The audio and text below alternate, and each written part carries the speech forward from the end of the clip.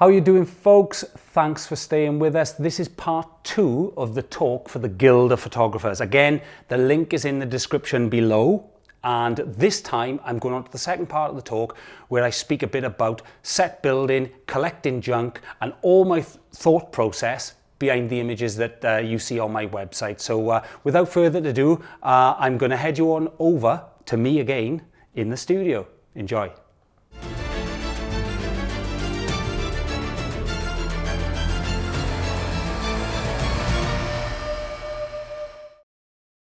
Basic set building. Of course, we got the studio now and my artistic side's coming out. And by this time, I've lost all interest in terms of gear, cameras, equipment. Yes, I use Triptych lights and I currently use a Sony A7R4 camera.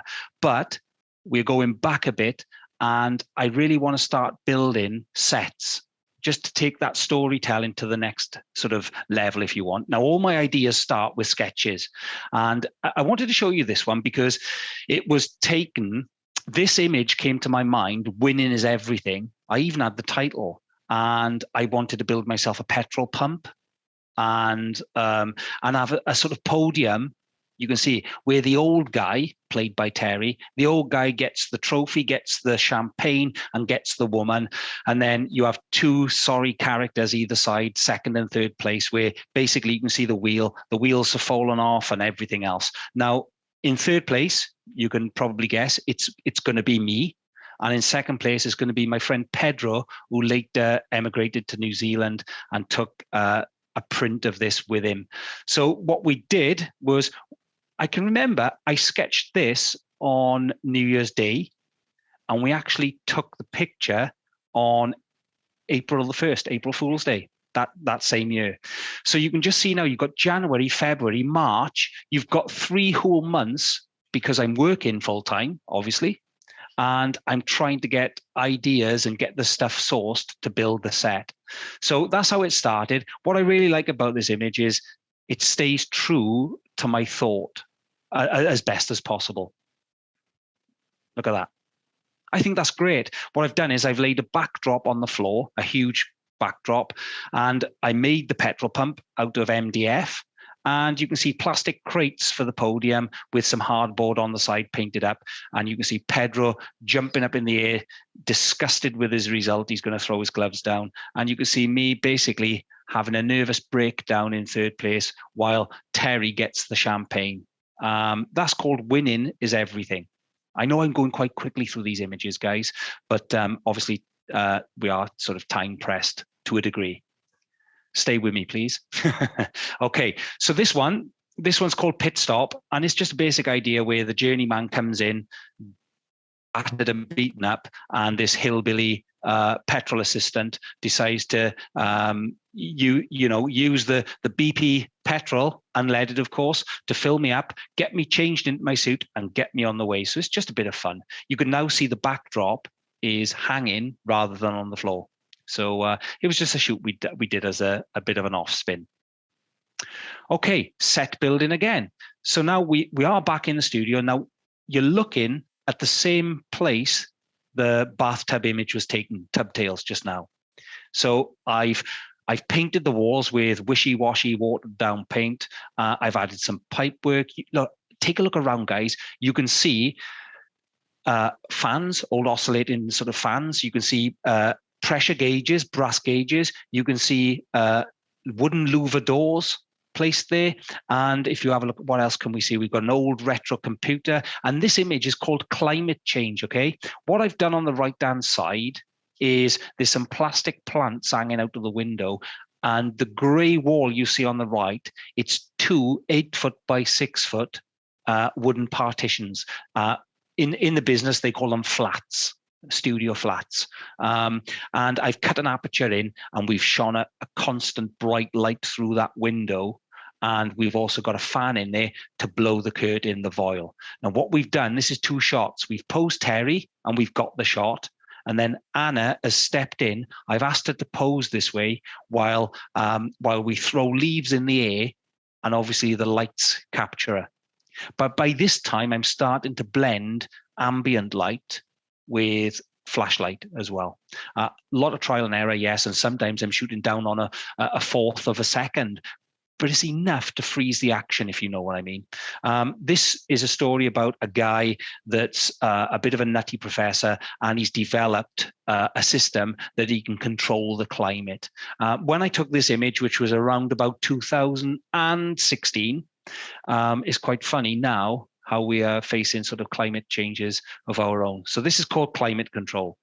And by this time, yeah, of course, I'm enjoying the set building. And you can probably guess it's becoming less and less about the photography in terms of, oh, what camera do you have? What gear do you have? You know, and it's becoming more about the journey, if you like, the build, the set build, the painting, the sourcing of the stuff. And, you know, even though I do a lot with junk and recycle junk, there's always an element of financial outlay for these shots. And some of my shots have cost in excess of £500 to do. Okay, this particular one was popular. It's called the Ejector Inspectors. And you can see yet again, Foxy on the left-hand side with my friend on the right, Andy Wheeler. Now, this image is shot in camera. It's a story about basically two nutcases, okay? And they're trying to invent the ejector seat. And if you have a look on that wooden chair, you'll see a spring from a car that I've painted black, I've sprayed black. And I've just tried to pad this story out a bit by surrounding it with the pressure gauges from the other images, an old table, and this kind of thing, and a wooden floor we've introduced to the studio now. And this is shot on a different wall in the studio that's been plastered very roughly so that we can have a textured background again. What you're looking at, it's not the ceiling that's falling down, it's actually bark off a tree, again, that's thrown up in the air and caught with the flash of the camera. You can probably guess that it's lit with one huge parabolic light from the right-hand side. And those legs that you're staring at, as absolutely as minging as they are my legs. And I'm sat on some box section pipe, 2-inch box section pipe, wobbling. I took my trousers off, threw them on the floor, and I'm hanging my legs there as if I've been completely blown out of my clothes and blown out of my boots that you can see down below. That's called the Ejector Inspectors. Look, we're going great now. By this time, I'm starting to think more, collect more props, make stuff, using a CNC machine to cut the letters out. And this is a story, this is called The Kiosk. And it was kind of based loosely around the Tom Hanks film, I think, called Big, where Zoltan, the character, would be in that sort of gaming machine. So the story I wanted to tell in this was about this kiosk lands. Nobody knows where it lands. It could land anywhere. But when it lands, the curious people that go up to the kiosk owner and ask what it's about, they get the option. It's not of monetary value, but they get the option to change something either in their lives or change something within the world. Okay. Whereas you've got that subliminal message, look, of change on the kiosk. You can use that one or two ways, can't you? Change as in money. You can go there for change, or change as in, do you want to change? So what we've done is we've made this out of 8 foot by 4 foot flats again. We've lit it. Now, the lighting for this, I'll go quickly into. I'm blending, obviously, ambient light with the beauty lights that are surrounding everywhere and the open sign and everything else. So you've got your ambient light, but I'm trying to create a nighttime feel in the studio. So we've wallpapered the wall to try and look sort of like a concrete wall. And I've got a plastic bit of drain pipe with a one-way arrow to give you, and the sign Grange Road, to give you that feel that is outside with the little telephone box behind. Now, the other light source you can see in the top left-hand corner is suspended on a beam, and it's a naked bulb with just a small 7-inch reflector on, casting the light down onto Sophie on our left-hand side. So if we were to run from right to left, you've got John, who played the vicar. And, you can imagine that, the situation in the, church now, and, and what would he change about life? What would he change about, I don't know, religion or anything? So that's a good one to start, right? So who knows what he's asking the kiosk owner for? And then behind, you've got Andy, who's playing a down and out, for want of a better word. I wonder what he would be asking for. I did actually write a narrative for all these characters and give them sort of pseudonyms as well. And he's an ex-businessman, ex-CEO of a company, a big high flyer that's fallen on hard times. So I wonder what he would ask for. And then, of course, you've got your climate justice protester, your Greta Thunberg, whatever. You have sort of the equivalent sat down there protesting. So obviously she's going to ask the kiosk owner for change, isn't she? Change to the climate, change to pollution, change to everything. And then on the left, you've got my friend Sophie. She's playing a lady of the night, shall we say. And again, there was a backstory to her that I created. We wouldn't have time to go into this lot, but it's a bit more than a picture, isn't it? She's a lady of the night, and I wonder what she would ask for. Would she ask for a bit of respect, a new job, to end the way she has to earn money? I don't know, but this is more thought-provoking than it originally sort of gives off, and that's why I created this image. I've got some old leaves to create the field that is outside. I've added a bit of smoke, a bundle of newspapers. Take a look around, and even right down to the kiosk itself. The perspex that we broke up to make it look like a smashed window. The posters, look, the wrestling posters. I ordered all these off eBay, used some wallpaper paste and pasted it on the side. We've got a off-camera flash that was a slave to the lights. That pumped some light into Nick's face inside the kiosk. So it's not everybody's cup of tea, but I can assure you a hell of a lot went into it. Okay, so now, as you can see on that image there was a collection of characters. So we're going to move on now with some ideas that I've come up with involving characters that I've created. In this particular instance, I did a series called the Endeavour series, okay? So off we go. Let's create a character. There he is, Foxy again, all made up by Sarah, and he is Oscar Crothers. He's playing a character called Oscar Crothers, a bundling inventor that gets things wrong, but always promises his wife, Martha, that this time next year, Rodders, we'll be millionaires because he's going to create something magical. Okay, so there he is, followed by Martha, his wife. Technically Sarah. And also you'll notice that if we go back and then forward, you'll probably notice that Foxy, if that's his wife, Foxy's punching well above his weight, isn't he? So again, there's an introduction to Sarah as his wife, Martha, the ever-supporting wife, followed by son, Peter Crothers. So you've got Martha, Peter, and Oscar Crothers. Not real names, obviously, that's Andrew. But you can see I'm getting in the zone now. I'm creating and I'm writing backstories. So we've created this backpack for the first of the images. We created this backpack, and you can probably notice that the cable that he's going to press to blast himself up, that's a shower cable. A shower cable followed by a fire extinguisher with a vacuum cleaner hose out the back. But of course, you get it. It tells the story. So we'll move on, and this is the set we built, okay? So I thought I'd do this is becoming a series now. Look, I've just shown you 3 characters. So there's 3 images. Now let's take these characters, let's put them in their environment. So we've got Oscar Crothers, Foxy, here in his environment, in his lab, pondering about what he's going to do next. And you can probably appreciate there's a fair bit of effort gone into that, even right down to making the bookcase behind and sourcing all the glassware. Fortunately, I had a job lot for about 30 quid from an old comprehensive school. There we go. Now that's Martha. She's in her side of the room, and she's making the hessian or the fabric wings for one of the pictures you're about to see. What I particularly like is the light from the desk lamp as well. So there's Martha in her environment. So now all of a sudden we've got 5 images in a series. Okay.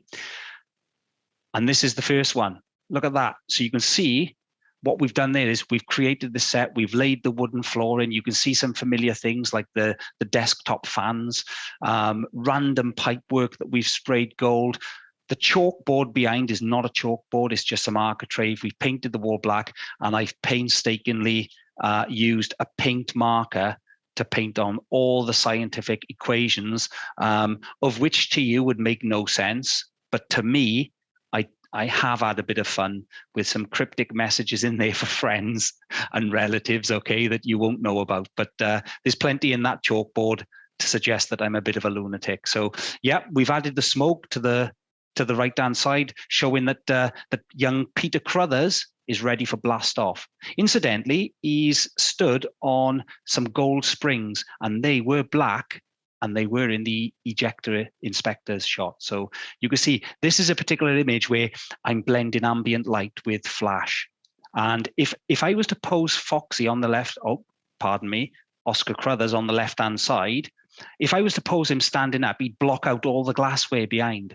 So I wanted him down on his knees, giving it that eureka moment, because he's invented this this rocket pack, if you like, and it's called Thrust Mark II. And he's just getting ready.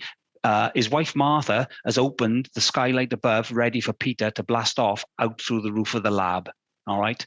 Well, in my mind anyway. So that's the set for that. And you can see on the next one, look, I've changed it up a bit. I've repainted the chalkboard. I've done something different. We've got a chain block suspended from above with hooks on. She's getting ready to open the trap door for him to fly out using the wings that Martha made for him to fly out. And you have Oscar on the left-hand side. It's all about wind. He's got his time. He's got his pocket watch out. He's just ready. He's saying, hold it, son. Hold it, son. And then he's ready to take flight. And again, to add to the mood, we've pumped some smoke in from the right-hand side. We've used cheapy £5 bulk lights, and you can see the cable of the one bulk light in the middle going underneath the floor. All right. And the final one is the unicopter invention, where we've taken a ceiling fan that you can see, put it to some plastic pipework. He sat on a unicycle, and we've changed the setup again, keeping some stuff and changing it. And during all this carnage and chaos, Martha's being very trusty and faithful, and bringing him a nice little cup of tea while he's in the midst of something huge. So that's the Endeavour series. This particular series I'm proud of, time after time, simply because I had the most amazing comment sent to me by, well, I don't actually know. I know him as Jeff Paris. And I'm following on from the series you just seen, the Endeavour series, but we're building another set, and it's about a character that's going back in time. This is the character. It's Andy, aka Jacob Cogwright. What you see behind him and just in front, they're called oscillators. They're purely for effect. I drove to Coventry and I picked them up for about 60 quid. So there's a portrait, an introduction to the character, if you like, for the series. Now, this character, the current date he is in is 1979, and he's trying to get back to 1979. However, he keeps getting dates wrong, and he's ending up in his, what's the word, his TARDIS, his time machine. He's ending up in iconic moments in time, and you'll see this now. So the Time After Time series, I just thought I'd put this quote in because I'm quite proud of it. So as you can see, as a former FX guy, I did all the high voltage effects on Mel Brooks' Young Frankenstein on Broadway, plus 20 years in Hollywood. I can say that you've nailed this set and light in. Even a still image is fascinating. Fantastic work, Jeff Paris. Now, if I can take you back to earlier in the presentation, I spoke to you about my fear of lighting. How have I developed and changed to now I have somebody from Broadway and Hollywood telling me that? How am I supposed to deal with that? It's fantastic. What the best part is, when I show you this image, I didn't have the nerve to tell him that I've lit it with light bulbs painted yellow. So there's the first one. Wow. So again, a massive set build. I won't go into it because time's running out. But you can see on the right-hand side, you've got a bin lid for the door, a huge bin lid. And you can also see desk lamps with lights painted green, lights painted yellow rather. And you can see a glass round tabletop. That's the portal in the top there. And just scan your eyes quickly and you can see where the oscillators go. You can, if you have a look above Andy's head, Jacob Cogwright's head, you'll see a satellite dish, various bits and bobs, keyboards, old bits of nonsense. And even on the left-hand side, two washing machine doors turned inside out and lit from inside. So that is taking you back in time, guys, to September 1959 and to the Marilyn Monroe moment where the fan blew up her skirt. So he's tried to get back to 1979. He's ended up in 1955, and that's his reaction to meeting Marilyn Monroe coming through the portal, if you like. And yeah, so obviously Jeff Paris liked the way the set was built and liked the way it was lit. But I want to take you around just quickly. If you look on the bottom left-hand corner, you'll see a blue strip light. That light, and also a couple of the other lights, they're actually cheap disco lights. I feel like such a fraud guys. I mean, you know, they're LED lights, and obviously I've used two lights, off-camera lights, just to fill in, but a lot of it's ambient light. The shutter speed's down quite low on about a tenth of a second.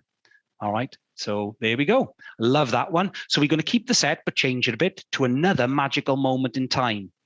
There we go. 1867 and the invention of dynamite with Sir Alfred Noble. Okay, so you can see Jacob's reaction. It's lit slightly different, isn't it? You can see his reaction because he's come through the portal and he's just managed to arrive at the time where dynamite was being invented, or technically some plastic pipe painted red with a sparkler in top. So there we go. That's the other one. And the final one, I had to do this one. I'm a huge Queen fan. This is Wembley, 1986. And interestingly enough, Mark, the character there you see with the beard, is now playing Freddie Mercury. So you can, and you can see Jacob Cogwright getting right in the mood with the Radio Gaga gesture that he's doing there. And for this one, I've gone back, okay, to this similar lighting setup to give it a more concerty feel, all right? So I'm going to move on again quickly, guys. This time to more recent stuff. By land, by sea, and by air. It's a theme, a series, a triptych, and this is how it's going to go.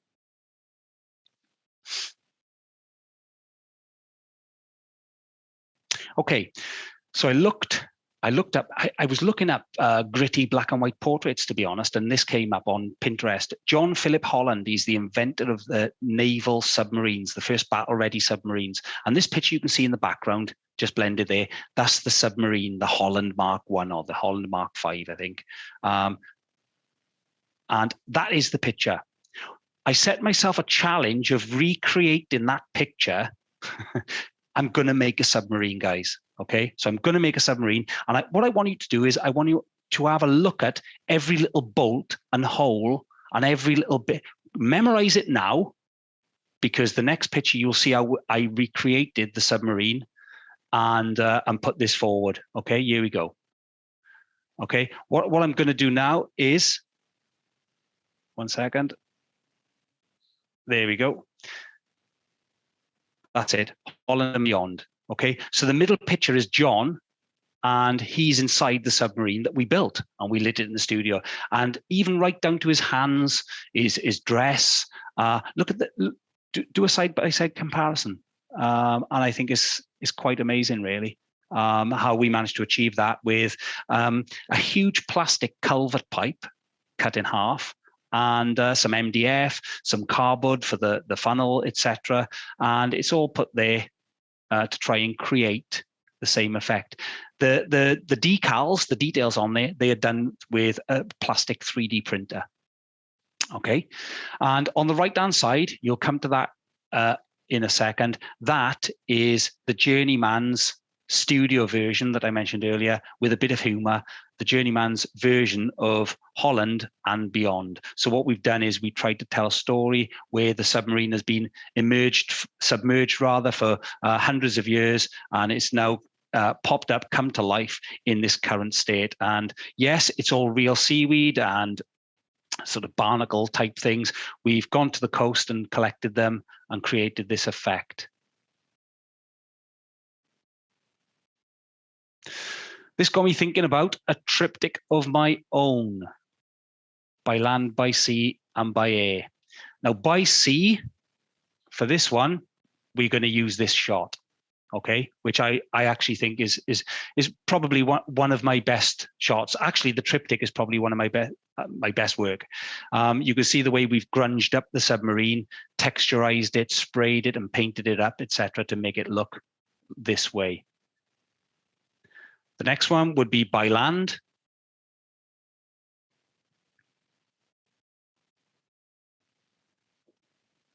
Oh, and actually we have a video. So I'm just going to play this quick video and you'll be able to see the by land, the making of by land. After resurrecting the journeyman for the last shoot, ideas just came to me easier. So I set about sketching the idea for the next shoot. This again involved a small set build, but this time surrounding the journeyman on a motorcycle with some traveling cases behind. I wanted it to look a little bit chaotic, so a moving story was found.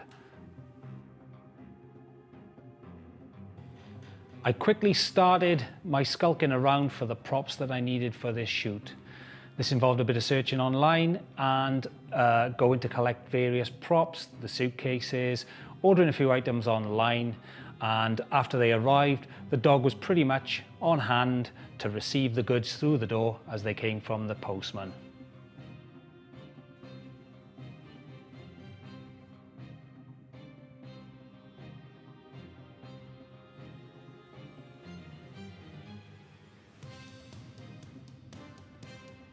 Next was the introduction of the motorcycle. We wheeled it in from the garage down the road and we set it in place. I then went about collecting the rest of the bits and pieces and the props that I needed, and I really wanted to get them all in one place so I could look at the bigger picture.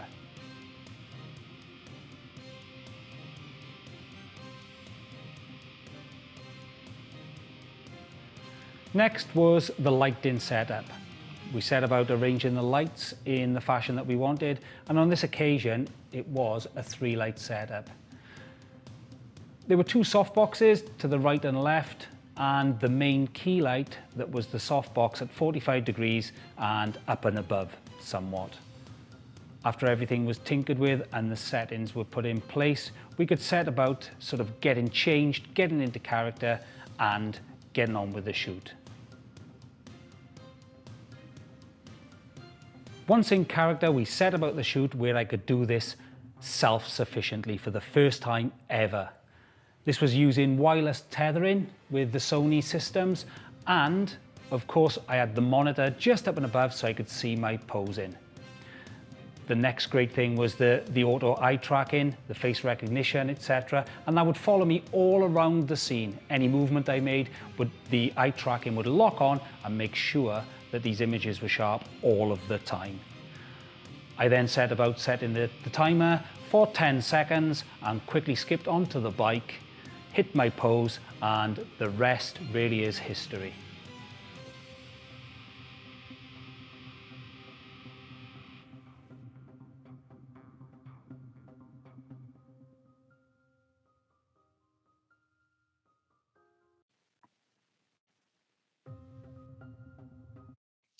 There we go. So that was the shot. Caught in camera, a small bit of smoke and bits added at the bottom, and I took a shot of the road outside just to give it that sort of illusion that I'm actually spinning along somewhat. And you can see I've had some tire blur to the tire as well. So love that shot. Next up is by air, the final one to make this triptych of by land, by sea, and by air.